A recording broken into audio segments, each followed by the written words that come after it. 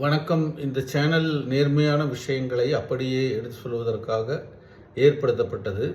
இன்று தென் மாநில முதல்வர்கள் மாநாடு சென்னையில் நடைபெற்றது. அதில் தென் மாநிலத்தில் உள்ள எல்லா முதலமைச்சர்களும் கலந்து கொண்டனர். அமித்ஷா அதற்கு தலைமை வகித்தார்.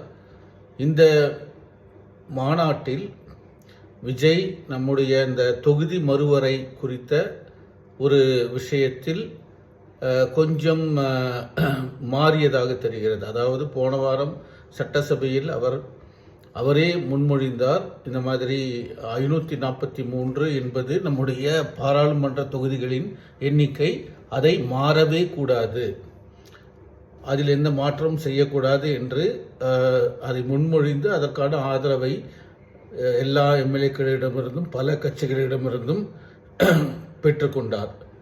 அது மத்திய அரசுக்கு அனுப்பி வைக்கப்பட்டது. ஆனால் இன்று அமித்ஷா முன்னிலையில் அவர் அந்த 543 தொகுதிகள் குறித்து எந்த ஒரு எண்ணிக்கை குறித்து பேசவில்லை.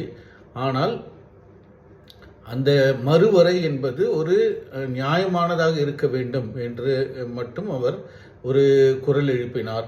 இது அவர் ஏன் மாறினார் என்று தெரியவில்லை. மாறினாரா அல்லது எக்ஸாக்டாக என்ன நடந்தது என்று நமக்கு தெரியவில்லை. ஆனால் செய்திகள் இப்படித்தான் வருகிறது. இரண்டாவதாக, நீட்டிற்கு அவர் 12வது மதிப்பெண்களை வைத்தே எங்கள் மாநிலம் இதுவரை செய்திருக்கிறது. நீட் எம்பிபிஎஸ் சீட்டுகளுக்கு அதையே நாங்கள் பின்படுத்த விரும்புகிறோம் என்று அதையும் கேட்டுக்கொண்டார். அது தவிர அவர் இந்த நிதி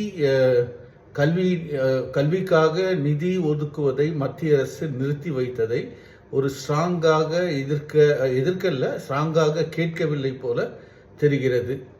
ஆக இன்னும் செய்திகள் உறுதியாக வெளியே வரவில்லை. இந்த ஃபேர் டீலிமிட்டேஷன், அதாவது தொகுதி மறுவரையில் கொஞ்சம் அந்த தொகுதிகளை எண்ணிக்கையை மாறாமல் பார்த்துக்கொள்ள வேண்டும் என்பது வெளிவந்து விட்டது.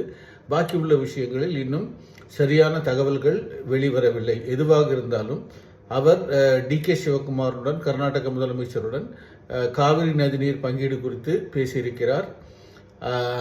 அதுபோல நம்முடைய இவர் கேரள முதல்வர் அவருடன் சதீஷனுடன் அவர் இந்த போதைப் பொருள் குறித்தும் பேசியுள்ளார்.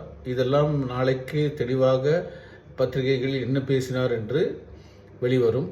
என்ன இருந்தாலும் ஒரு பாஜகவுடன் அல்லது மத்திய அரசுடன் ஒரு கூல் கம்பேனியன்ஷிப், ஒரு